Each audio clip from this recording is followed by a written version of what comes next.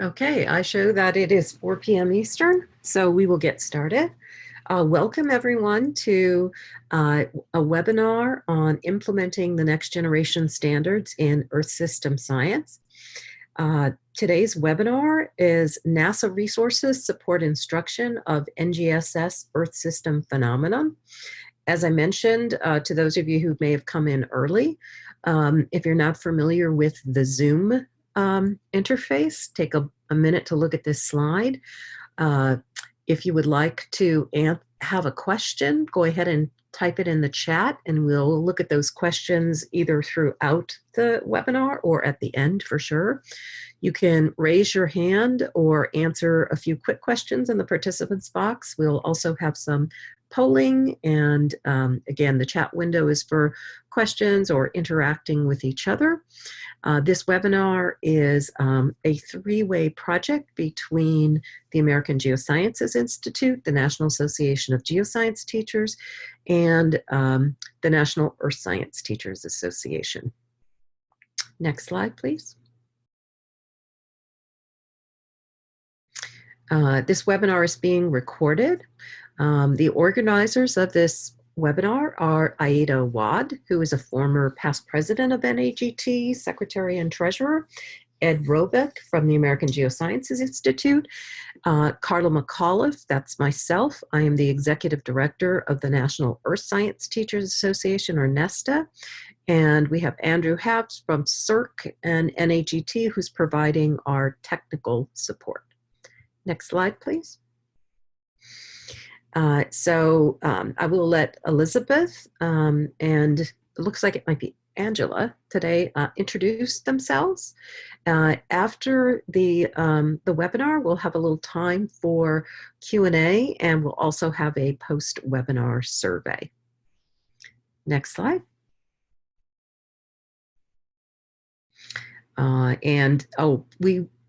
Our next webinar is going to be in February. We typically do this webinar every Thursday, but I'm sorry, every second Thursday of the month, but we won't have a webinar in December. Next slide. Once again, feel free to type your questions into the chat box, and I will hand it off to Elizabeth and her colleague for today's presentation. Thank you so much, Carla, and hello everyone. We are joining you live from NASA Langley Research Center, and I am Elizabeth Joyner, and I am joined by Desiree Wilson, not Angela. So Angie, you are off the hook on this one. So this is our team here. We say it's a lean and mean team. Desiree is in the bottom right. That's me in the top middle, and our colleague Angie is also joining us, albeit in the audience today. So a little bit about me. I've taught for about 10 years in both public and private in a variety of different grade level bands. I've also had the great experience of working with a lot of regional and state level different science education and STEM centers. I am originally from South Carolina. I'm a big Clemson Tiger fan. My claim to fame, kind of, sorta, is Black Panther and I went to high school together. So that's why he's showing up in the top left. And I'm a proud mom of 2 kids, and I'm very active in my daughter's Girl Scout program. Hi everyone, my name is Desiree Wilson. So I work with My NASA Data as an associate scientific programmer. So I primarily work to create data visualization lesson content with My NASA Data. I'm from South Dakota originally, and I just recently graduated from South Dakota School of Mines and Technology with a degree in geology and geospatial technology. And so while I was working on my undergraduate degree, I spent about a year interning with My NASA Data through the NASA NIPS program. And then as soon as I graduated, just recently in May of 2019, I was officially hired on. So I'm very excited to be a part of this team now. Thank you, Desiree. And yes, we are very excited to have Desiree on full-time at NASA Langley. So we are excited. Just a quick overview of the goals. Hopefully we have enough time to move through all these things, but I thought that I would give you an overview of my NASA data, or a bit about our history and our current offerings, as well as connect to NGSS as the title of the webinar series is posted. We'll talk a little bit about NASA Earth Science and also our featured phenomena that underscores the learning of some of those key ideas that NASA is studying. We will go into some resources that mostly Desiree she's going to facilitate that part, but she's been pulling together some amazing data visualizations in terms of story maps, and she's going to go over those. We'll talk a little bit about our data literacy cubes that we created a couple of years ago and that are a hit with teachers. We'll go over some of the data collections and walk through the Earth System Data Explorer. We'll talk very briefly about subject matter expert connections with NASA STEM professionals, a tiny bit about opportunities to work as an intern at NASA, should funding be something that we have available, and then have time for reflections, thoughts, and share outs. And we do have a Google form at the very end to, for anyone who maybe is coming on late or you want more information, we can connect with you at a different time. All right, so Andrew is going to put up a poll here. And so I wanted to get a sense from you about how you feel about using earth science data with your students. And so I am not a cat person, believe it or not, but I love the expressions of these cats. And so I thought that I wanted to get a sense from you. Where are you in this continuum? Are you this happy kitty? This is so my jam. I love using real data with students.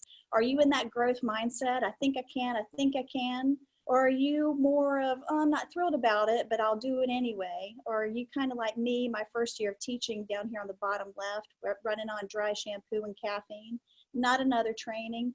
Or are you one of these that, hey, you know, technology, data analysis, math are not my areas of certification, but I'm here anyway. So if you'll take some time to fill out these polls, and we're going to have about 10 seconds. And I know this is going to move fairly quickly, but Carla instructed me on making this interactive. So we have quite a few interactives, and thank you, Andrew, for your help.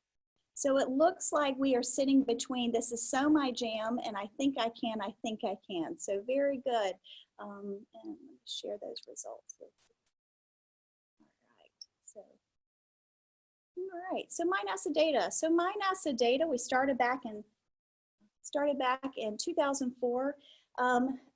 NASA Langley Research Center has an atmospheric data center that houses a ton of data that is collected from different, mostly atmospheric missions.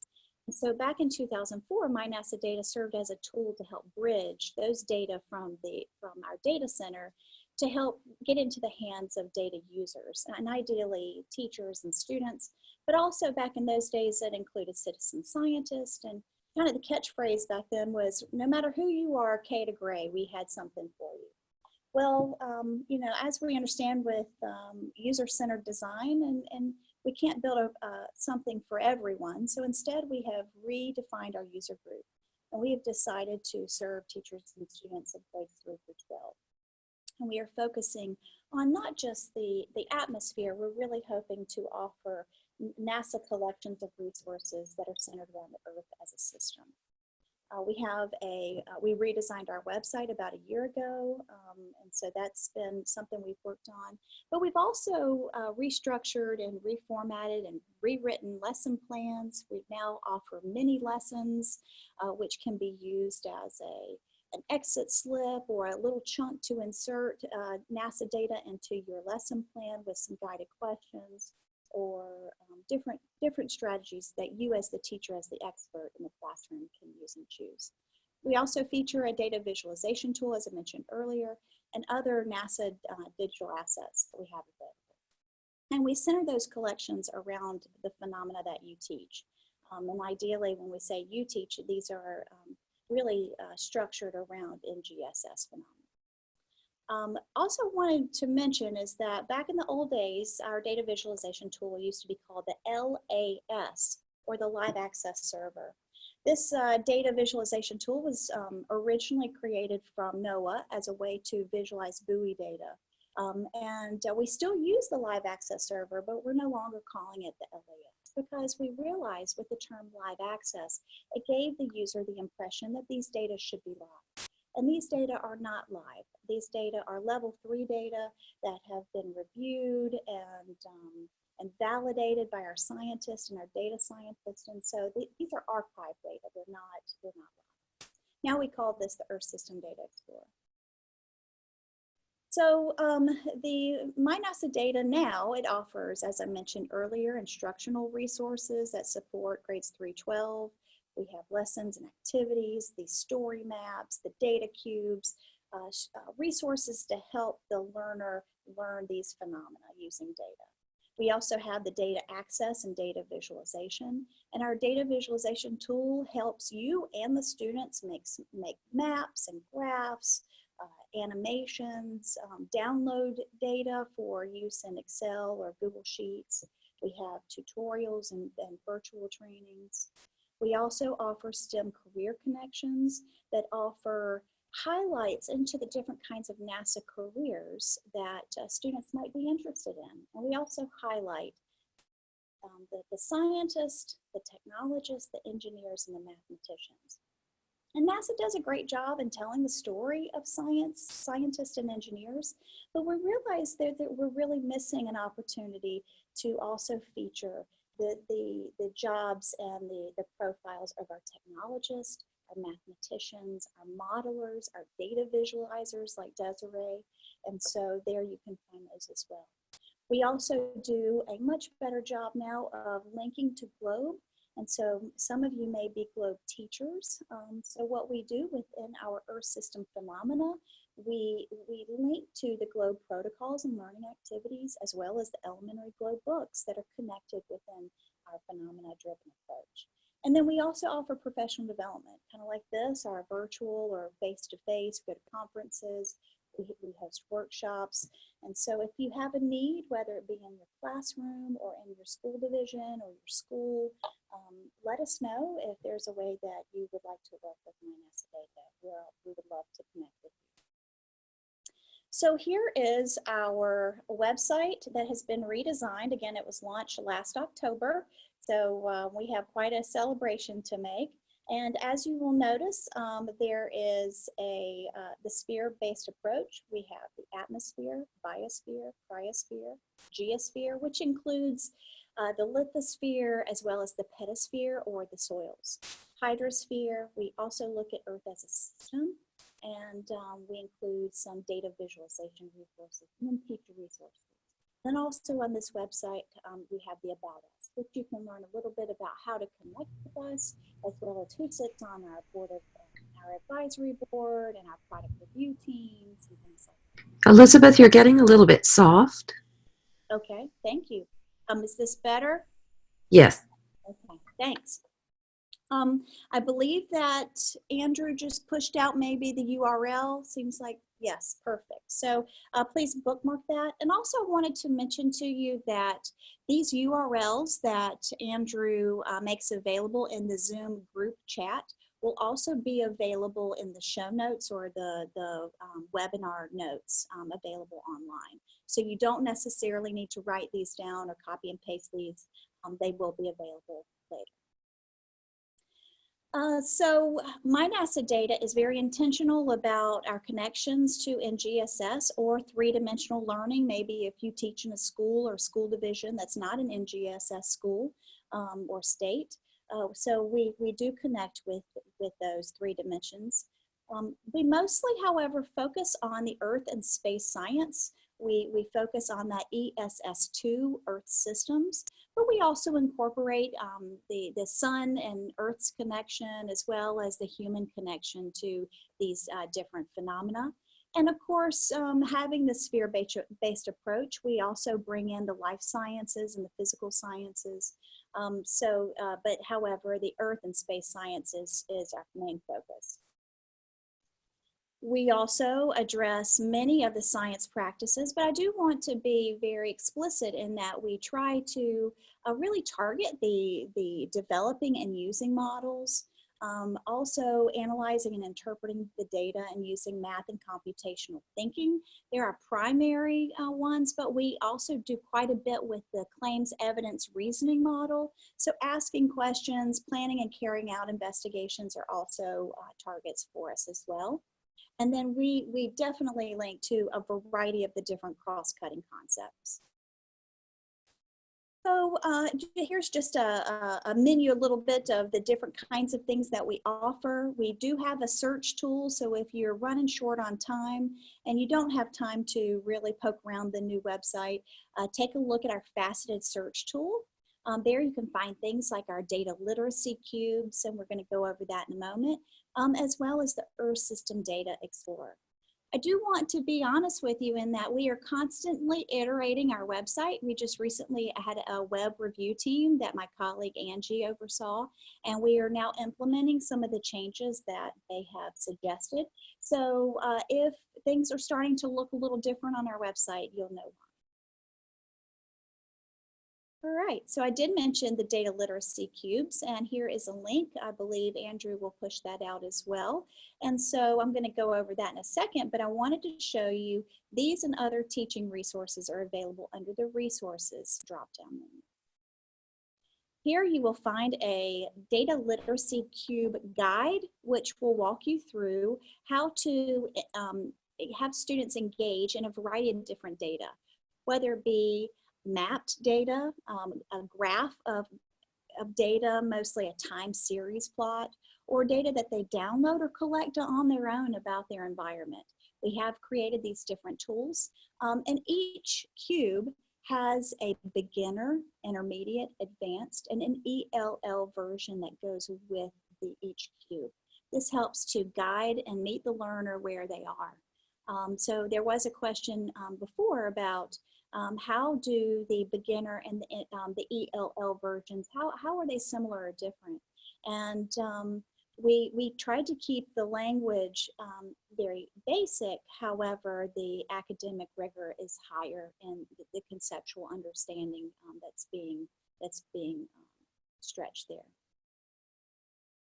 Also want to mention to you here the big ideas of Earth System Science at NASA.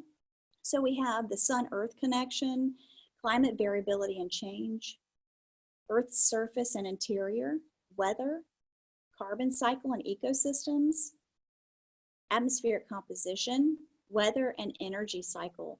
Many of these, we have missions right out here at Langley where we're constantly collecting data and analyzing these data to help better understand Earth system science. But I do want to see which of these, I'm looking for, thank you.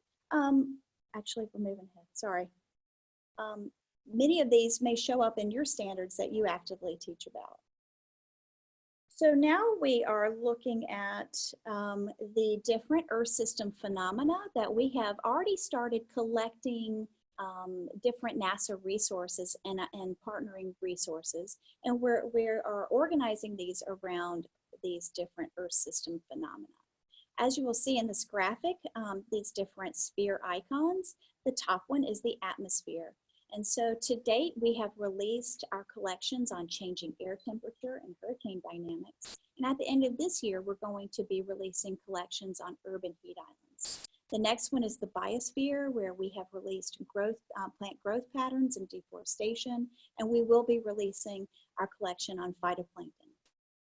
Cryosphere is the middle one, and we focused already this year on changes in snow and ice extent and sea and land ice melt. And we will be releasing collections on changing albedo values in the cryosphere. And then we have in the geosphere, soil moisture and changing land surfaces, and we'll be releasing collections on volcanic eruptions. And then finally with the hydrosphere, we have released collections on sea level rise and El Nino. And we will be releasing our collections on ocean circulation patterns. So we will be rolling these out soon, likely at the end of the year or the first of next year. So thank you, Andrew. Which of these phenomena appear in your standards? So we'd love to hear from you guys about which of these are most probably important to you as a teacher. So if you would go ahead and complete this poll, that would be great. So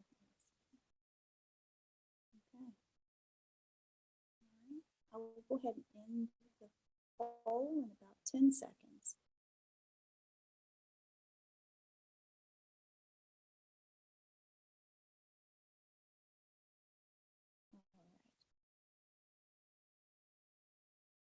Okay. So certainly changing air temperatures is a big one. Thanks, Ezra. With 91%, and this was a snapshot of only 10 out of the 23, I believe, that are online today.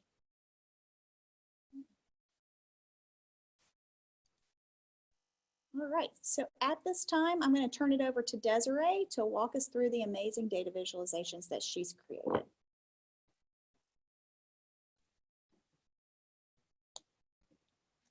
Great. Hi, everyone. I'm going to talk to you a little bit about story maps. They're kind of a new type of lesson content we're creating right now. But first, I just wanted to poll the audience real quick and ask, what is your experience using story maps in your instruction? Have you heard of them before? Have you not heard of them? Have you used them a little bit? So I'll give you a few seconds to answer that question.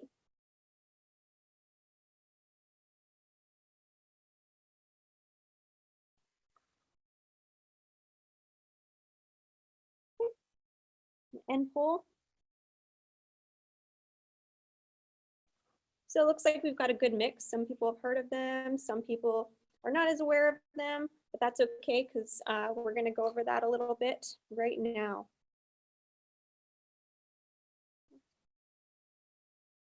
So what is a story map? Well, a story map it's a really immersive way of sharing knowledge and information.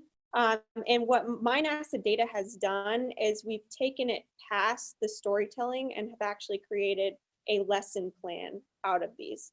And what they do is they bring together this narrative text with interactive multimedia content. So this includes maps and data. It includes videos, images, and analysis tools for the data. And so what I've got labeled here, this is just a screenshot of one of our story map examples. As you can see at number 1, we've got the background information about the image. We show legends and instructions for the students. Down at number 2, we've got a sample question that the students would answer. And how they would do this is they'd follow along with their student sheet. That would be a printed handout. They'd be navigating through this story map on their own and answering the questions as they go through the different tabs. Number 3 here, you're looking at the actual map. And these are interactive. You can zoom in and out. You can click on different features of the data and learn additional information. You can use the analysis tools. We've got several. Shown in this one at number 4 is the time slider. The students would be able to see sea ice extent change over time. But there's several others that allow you to compare different data sets. And I'm excited to show you them later on here.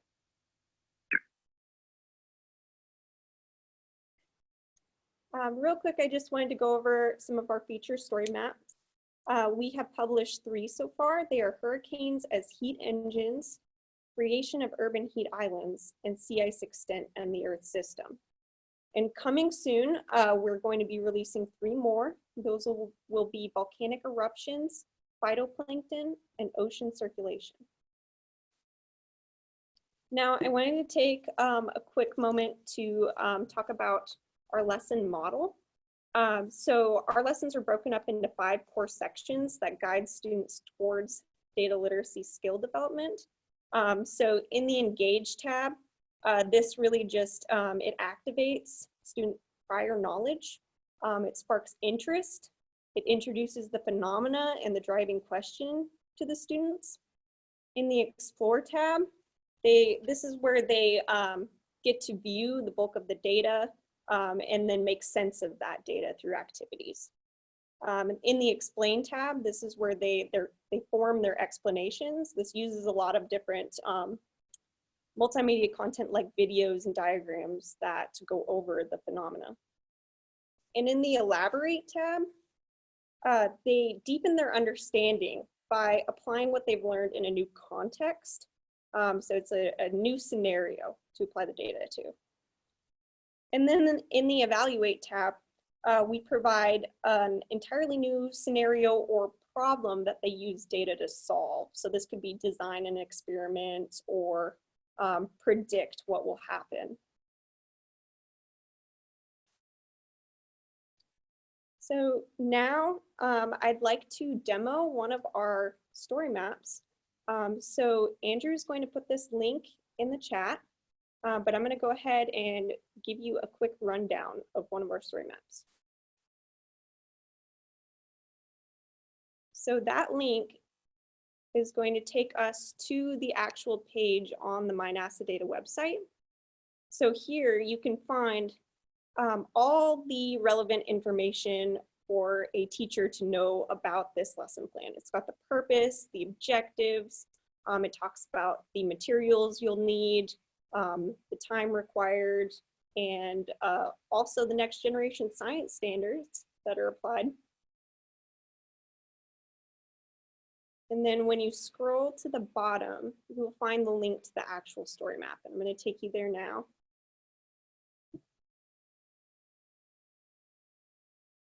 So this is the story map. We're here at the introduction, which also shows some of the background information. You've got the purpose, the essential questions. I really wanted to note that here in the introduction, you can find the link to the student sheet. This is what the students would use to follow along in the story map and answer questions. So the link is found there, but it is also found in our tab labeled Teacher Resources. This is another place where teachers can find the background information, the standards, any relevant material that can help them teach this lesson. We'll find here in this printout, along with the student sheet again. Now, real quick, I'm going to take you through some of the tabs. As mentioned earlier, the Engage tab, it activates prior knowledge. So we've got an example here where students may think about you know, how their feet feel on different surfaces on a hot summer day. And they can use that knowledge to begin to think about the urban heat island effect. When we go into Explore, this is where students actually get to experience a lot of the NASA data through activities. So here what we're looking at is provisional surface temperature. And they can use this little data analysis tool called a spyglass to see what the actual city looks like underneath. And so they can draw the conclusion that cities with more concrete and asphalt are typically warmer than the surrounding vegetation.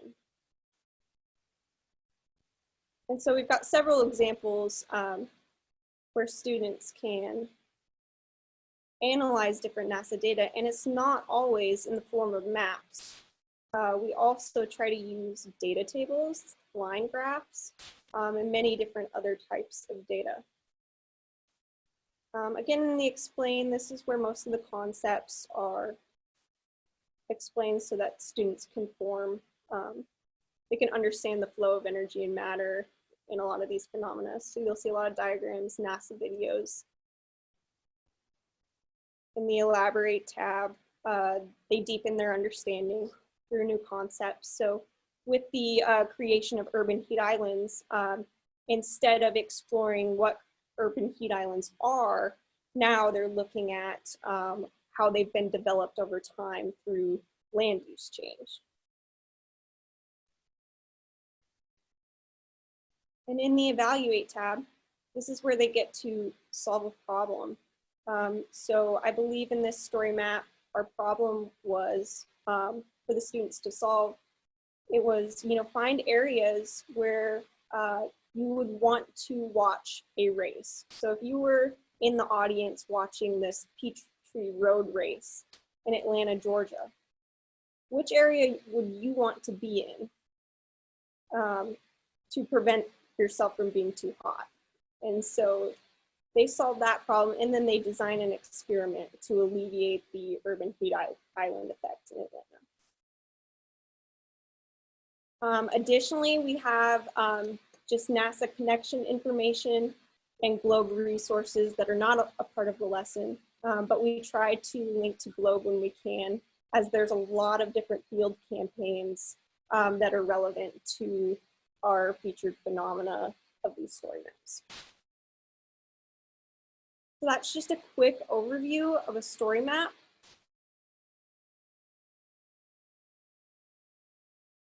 Now I'm going to move forward here. I just wanted to provide the links to the other two that we've published so far. So I think Andrew is going to paste those into the chat.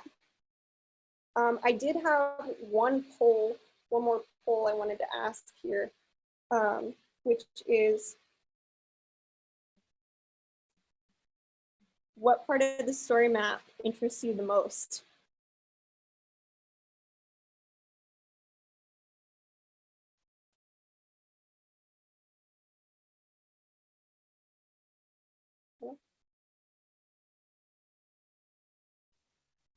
Andrew?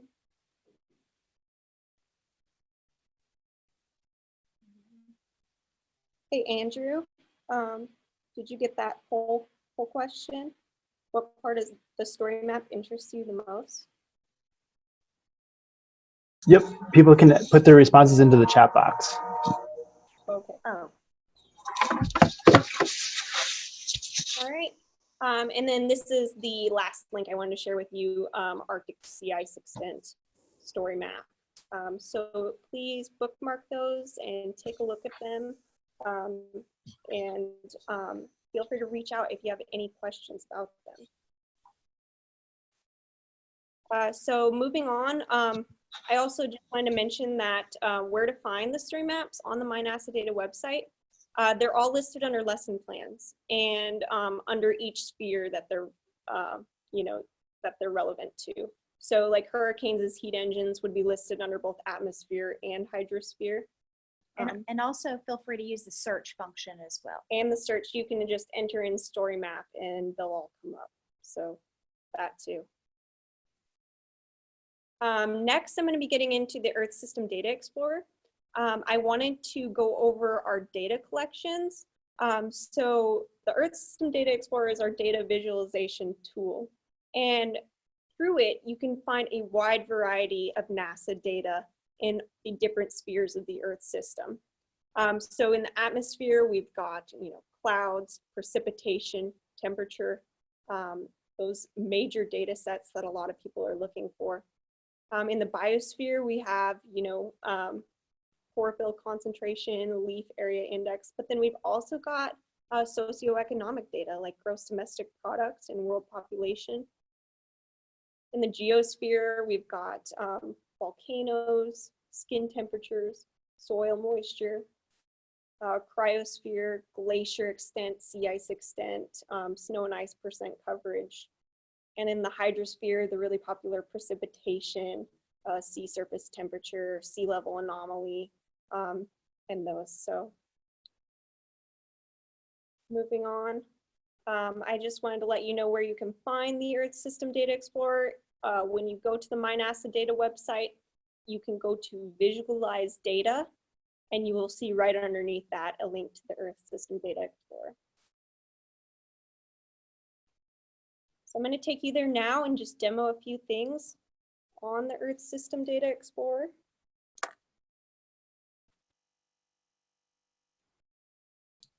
So here, Visualize Data, Earth System Data Explorer.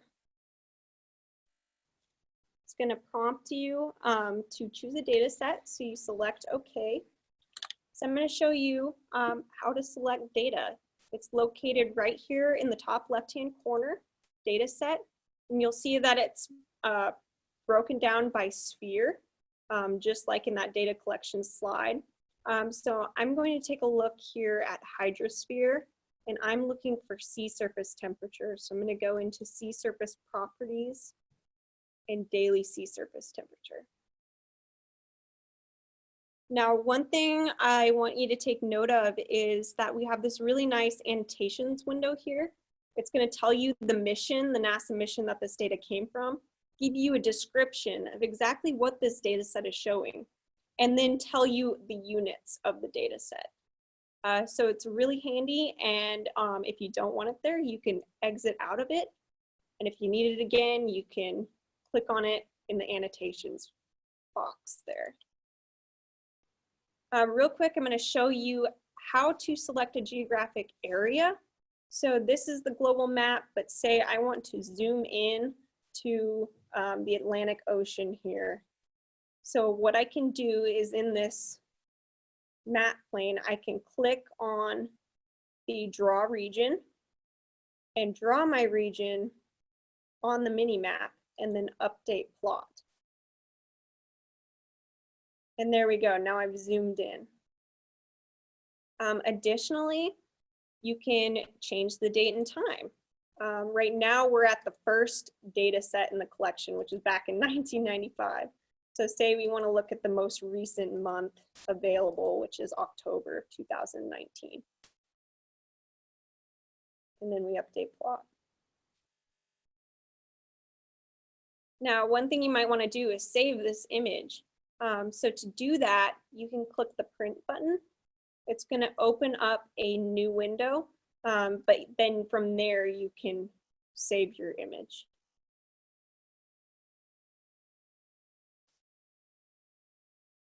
Now, lastly, I just wanted to show you that you can create animations, which are really helpful for data analysis and looking at change over time.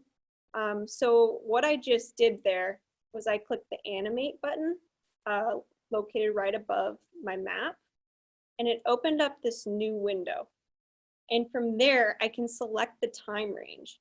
So maybe I want to look at October of 2018 to October of 2019 and pan through all those images. Actually, I just realized because it's a daily data set, I might not want to do that. Let's do September to October. Then I select submit. And it takes a little bit to load, but as soon as it's done loading, you'll have an animation that cycles through all of those different days of that month, and you can change the speed down below.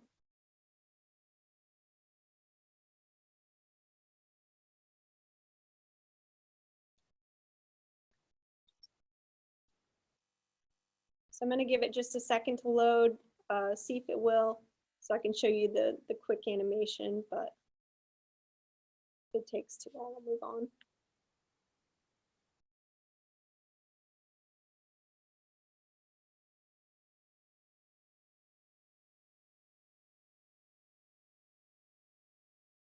While it's loading, it is worth noting that you as the teacher or the end user can also change the color palette of this. So for example, if you have students who will maybe have color or who are colorblind, there are different color palettes that you can use to create your maps and create your animations. So you do have some end user options to be able to customize your product. Mm-hmm.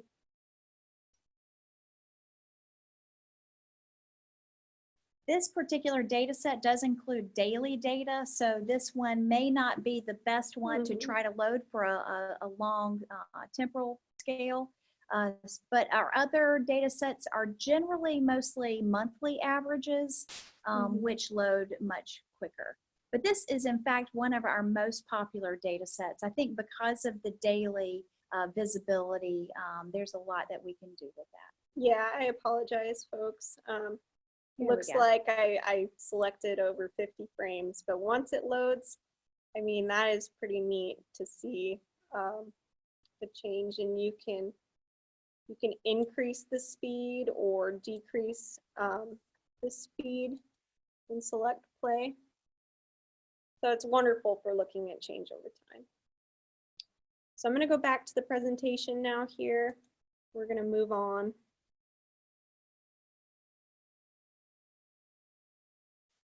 I wanted to mention, like Elizabeth was saying, There's plot options. There are actually so many things you can do with the Earth System Data Explorer, and we just can hardly scratch the surface with this webinar. So I wanted to mention that we have quite a few resources for you to learn more about the Earth System Data Explorer. We have quite a few YouTube videos from everything from getting started to using data analysis tools and creating animations. And then we also have a PDF version for those of you that would like to read the tutorial rather than listen and watch. So. And these are really great when you are, if you have a content management system like Google Classroom or Moodle or something like that, that you can easily, let's see, we just lost our screen.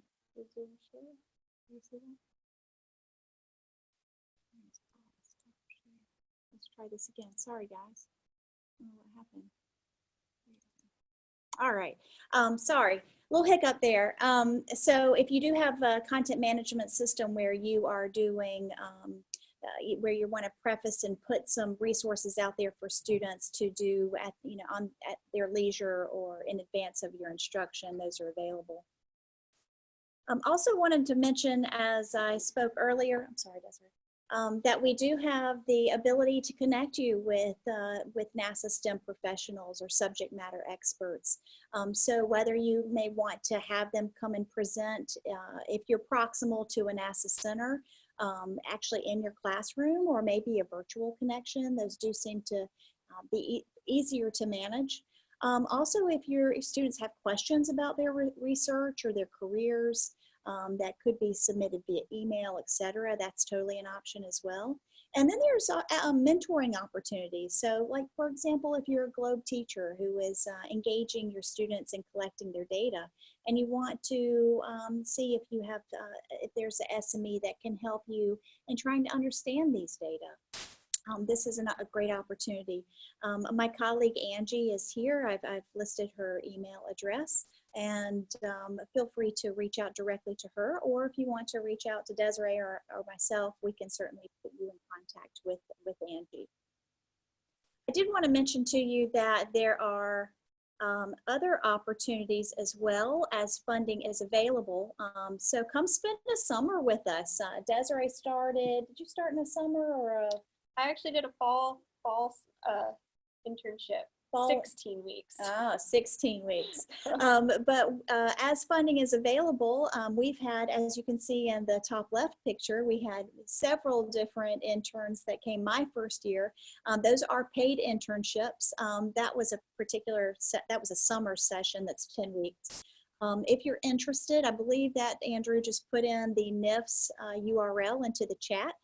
I would recommend that whether funding is available or not, and you think this might be something that you're interested in, go ahead and maybe over the winter break, throw your application in the NIFS program. It never hurts. I know that you can be picked up at a variety of different centers. In fact, we had a colleague who came on board after she did an internship at Kennedy, and then she came and worked with us. And now she's up in New York working at the center up there. So it opens up a lot of doors. It's a lot of fun, and there's a whole support system as well to support individuals who are part of the NIFS program to help you find housing and all those things, which is a really great program. And let's see here. So then finally, I believe this is the end. But I want to, believe that Andrew's going to also give you the link to the Google form. If this is something of interest to you, you want us to review any of this, you want some private tutorials on the LAS or some other data, you want to learn more about the data, you want to learn about these opportunities, please go ahead and follow this Google form link there and fill it out and let us know how we can connect with you. Thank you so much again, Carla and Andrew and Aida and Ed for hosting us. I do want to say, stay in touch. We do have a social media presence. probably Twitter's not the most active, but we do have a Facebook page. I have created a My NASA Data Educators group that doesn't have a lot of educators in it now, but I would love to create a community of practice where we can share, and it is a closed group, where we can share our needs and share information and resources that we have available. So please take a look at that. Also, subscribe to our My NASA Data YouTube page. We do link and create playlists that are linked to these phenomena that may be of interest to you. So thank you so much again for having us. It's been a lot of fun. Elizabeth, I know that you all mentioned that there is a tutorial associated with the Data Explorer, but we did have a question in the chat. Is there a tutorial on how to use, I think this was the story map data, or maybe how to use a story map. I recognize that you go through the lesson, but do you have any tutorials around the story maps? Yes, there is now. So on our My NASA Data YouTube channel, there is a YouTube video that goes over I believe, the creation of urban heat islands story map. It might be the hurricanes, but yes, that's shown on our YouTube channel, and we can paste the link here in this chat. Also, I see a question. It's about downloading the animations to be able to add to a story map. So if you are making your own story maps, I will say, depending on your platform. So for those Mac users versus those PC users, if you're a PC user, it's a lot easier to download animations. If you are a Mac user, it's not helpless. Or I should say hopeless, but there is an extra layer of software that you have to be able to use. In fact, in the PDF tutorial, we have it listed there how you go about doing that. So that's definitely an option.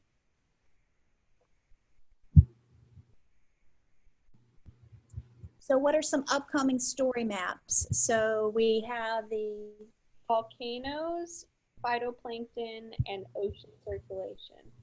Those are next on the agenda. And then after that, we'll have to look at the list of upcoming phenomena and start there. So Yeah. I don't know off the top of my head what the next ones are, but yes, these story maps take a while to craft. Depends on the data that's available. We try to create a narrative and a story that the students can relate to. And so one of the ones I'm most excited about, I don't know about you, is the ocean circulation. It's going to be featuring the garbage patch, and doing some practical problem solving with that using NASA data. So that's exciting. I think it was mentioned that we go through the featured phenomena. So each of these story maps are related to one of the featured phenomena, which it falls within one of the Earth system spheres. So as we continue to develop these, you'll see equal numbers of story maps related to hydrosphere, atmosphere, geosphere, biosphere, all 5 of the Earth systems. It might be worth noting that these are new to us at My NASA Data, and so there has been some growing pains. We're figuring out our better practice. I'm not sure if we can call them best practices yet in how to do these story maps. We will say that we've discovered that keeping true to the 5E model does make them a bit long and cumbersome. So we're looking for ways how we can still go deep, but without maybe having such breadth. But so you might see as you move from story map to story map, they depending also on the nature of the phenomenon itself, that evaluate piece kind of changes. We're still figuring out those better practices, and if you have any ideas, we'd love to hear them. But it's an exciting way to flesh out these data visually for teachers and students.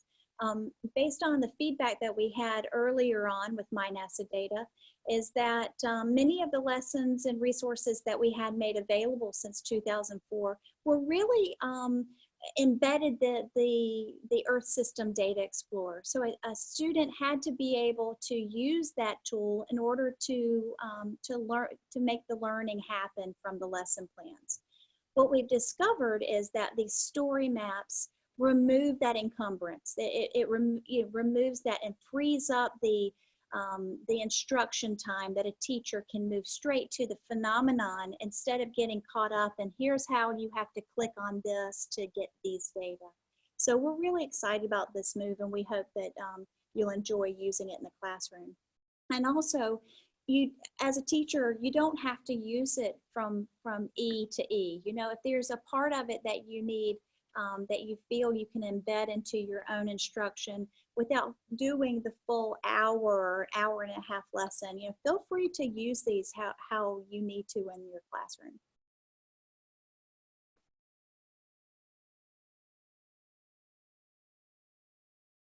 Any other questions, Carla?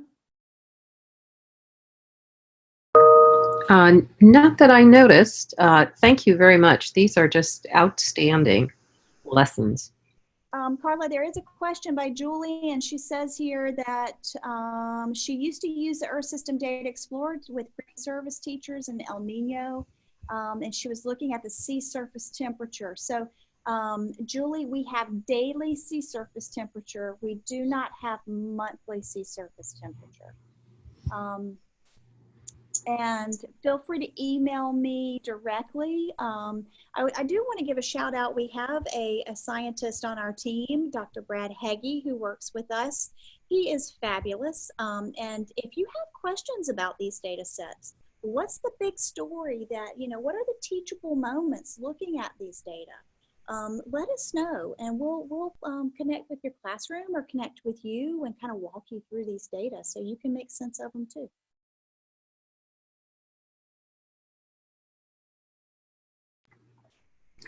I guess the other question, Elizabeth, was whether you have classes of students that these materials are being piloted in. That's a great question. Thank you, Carla and Julie. We have a product review team of less than 10 teachers from elementary, middle, and high school that are piloting this and giving us feedback. However, Julie would love to, if you want to pilot this with your pre-service teachers or your in-service teachers, we, of course, would love to get your feedback.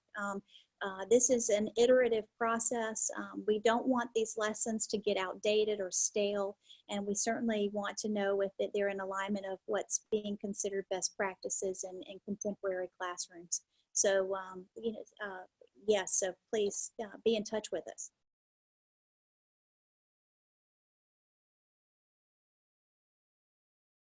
Awesome, great. This is Andrew. I'm going to jump in with a question because I'm curious about, on the Earth System Data Explorer, there's a little tab at the end for export to desktop application. Is that, so there's a list of certain things. Is that code for generating the map and then extracting the data from wherever the data is actually coming from the database? I believe that one is to be able to export within Excel or in a variety of different kinds of formats. And again, you know, the Earth System Data Explorer, it's a tool that was designed with scientists in mind. Yeah. And what we tried to do over the course of the last couple of years is scale it and redesign it, retrofit it, I guess is a better term, how we can make that more aligned with what our teachers and students need. We have a variety of different ideas moving forward if we're given the opportunity to prototype another data visualization tool. But again, we can connect with you or connect with your teachers to help explain these. Thanks.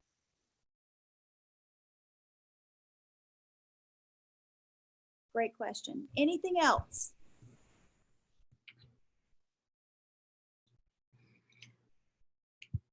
Andrew, could you move to the next slide? Because we do want people to have an opportunity to fill out the survey. It really helps us if you complete this webinar survey. It should only take you a few minutes, but it's very useful for us as we plan future webinars and can provide feedback to our presenters. Andrew has put the link in the chat.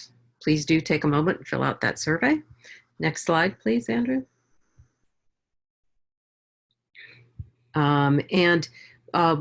We want to mention that if you miss any of these webinars, and we said this at the beginning, they are recorded over the last 3 years, I guess, 4 years now. We have archived something like 25, 27 webinars, and you can access them here through this link, which I believe Andrew will put in the chat. So if you want to go back and see other presentations, last spring we had a couple of really phenomenal presentations from the folks at Globe, who have a new weather curriculum, as well as the USGS, who have a lot of things going on this year. Next slide, please. So this webinar series is a project between NESTA, NAGT, and also AGI, and each of our organizations also does additional webinars. So NESTA offers a variety of webinars, and the short URL there will take you to our current webinar series page, which is currently featuring this webinar, along with our archived versions of other ones that we've offered. Next slide, please. NAGT also has a webinar series that includes other offerings besides just this particular series, and you can see the full schedule of their archives of the NAGT webinar series at the links there, and you can get involved in NAGT. If you go to the NAGT website, you can click on professional development and get to these additional webinars. Next slide, please.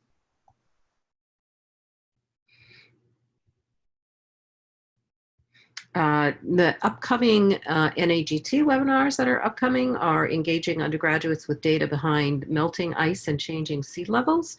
That's on Tuesday, November 13th, and also the matrix approach to curriculum and program learning outcomes design, which is on Monday, November 18th.